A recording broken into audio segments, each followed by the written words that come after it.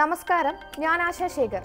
Chemmanur international jewellers Kaumudi ഹെഡ്ലൈൻസിലേക്ക് സ്വാഗതം. Powered by Fortune Industries, presented by Baba easy English, in association with high sleep mattresses. കുരുക്കുമുറുക്കി കോടതിയും. കൊച്ചിയിൽ നടി അക്രമത്തിനിരയായ സംഭവത്തിൽ അന്വേഷണം അവസാന ഘട്ടത്തിലെത്തി നിൽക്കെ കസ്റ്റഡി റദ്ദാക്കണമെന്ന പൾസർ സുനിയുടെ ആവശ്യം തള്ളി കോടതി. സുനിക്ക് പോലീസ് മർദ്ദനമേറ്റെന്ന പ്രതിഭാഗം ആരോപണം മുഖവിലക്കെടുക്കാത്ത കോടതി അഭിഭാഷകനുമായി സംസാരിക്കണമെന്ന ആവശ്യത്തിനും അംഗീകാരം നൽകിയില്ല. കേസിൽ അന്വേഷണത്തിന്റെ ഗതി മാറ്റി സഹതടവുകാരുടെ മൊഴിയിലെ വൈരുദ്ധ്യം. സംഭവത്തിനു പിന്നിലെ ഗൂഢാലോചന ദിലീപിന്റേതായിരിക്കാമെന്ന സഹതടവുകാരൻ വിഷ്ണുവും ദിലീപിന് പങ്കില്ലെന്ന് വിപിൻ ദാസും. ജയിലിൽ വെച്ച് കത്തെഴുതിയത് അധികൃതരുടെയും പൾസറിന്റെയും ഭീഷണിയെ തുടർന്നെന്ന് പ്രതികരണം. അന്വേഷണം അവസാന ഘട്ടത്തിലേക്ക് കടക്കവേ തെളിവുകൾക്ക് കൂടുതൽ സ്ഥിരീകരണം തേടി പോലീസ്. ഫോൺ വിളി കേസിൽ എറണാകുളം സ്വദേശി സനൽ പി മാത്യുവിനെ ഒഴിവാക്കി അന്വേഷണ സംഘം പ്രതി ചേർത്തത് വട്ടേക്കുന്ന് സ്വദേശി അരവിന്ദനെ. പ്രതികരണവും തിരുത്തും.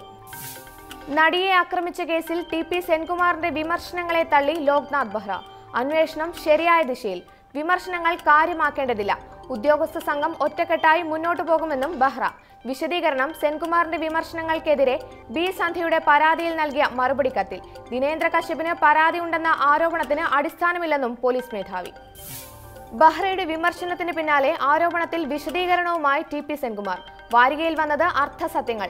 തന്റെ വാക്കുകളെ തെറ്റായി വ്യാഖ്യാനിച്ചു. പറഞ്ഞത് ചോദ്യം ചെയ്ത ദിവസം തെളിവില്ലായിരുന്നു എന്ന്. തെളിവ് ശേഖരണം പൂർത്തിയാക്കിയ ശേഷം വേണമായിരുന്നു ദിലീപിനെ ചോദ്യം ചെയ്യേണ്ടിയിരുന്നതെന്നും പ്രതികരണം. കണ്ണുരുട്ടി ഐസക്. സംസ്ഥാനത്ത് GSTയുടെ മറവിൽ നടക്കുന്ന കൃത്രിമ വിലക്കയറ്റത്തിനെതിരെ ആഞ്ഞടിച്ച് ധനമന്ത്രി തോമസ് ഐസക്. ചരക്കുസേവന നികുതിയുടെ പേരിൽ ഉൽപ്പന്നങ്ങൾക്ക് വില കൂട്ടുന്നവർക്കെതിരെ കർശന നടപടി സ്വീകരിക്കും.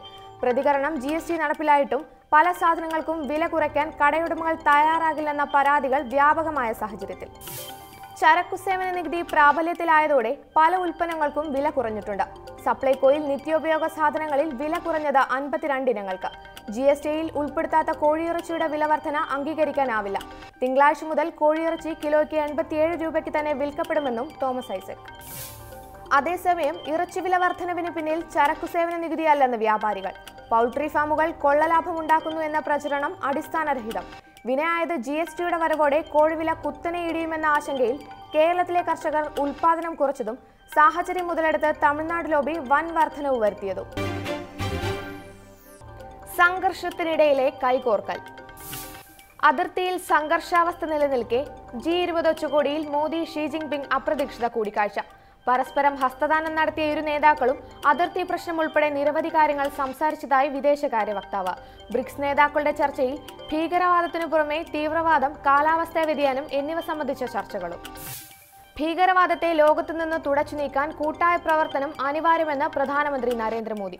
തീവ്രവാദത്തിനെതിരെ കൂട്ടായ ശബ്ദമുയരണം. പരാമർശം ജർമ്മനിയിലെ G20 ഉച്ചകോടിയിൽ. ഇന്ത്യയിലെ ചരക്കുസേവന നികുതി 70 വർഷത്തിനിടയിലെ ഏറ്റവും വലിയ നികുതി പരിഷ്കാരമെന്നും വിശദീകരണം. Chemmanur international jewellers Kaumudi headlines സമാപിക്കുന്നു. Powered by Fortune Industries, presented by Baba easy English, in association with high sleep mattresses. അടുത്ത ഹെഡ്ലൈൻസ് നാളെ രാവിലെ 11:30. ശുഭരാത്രി.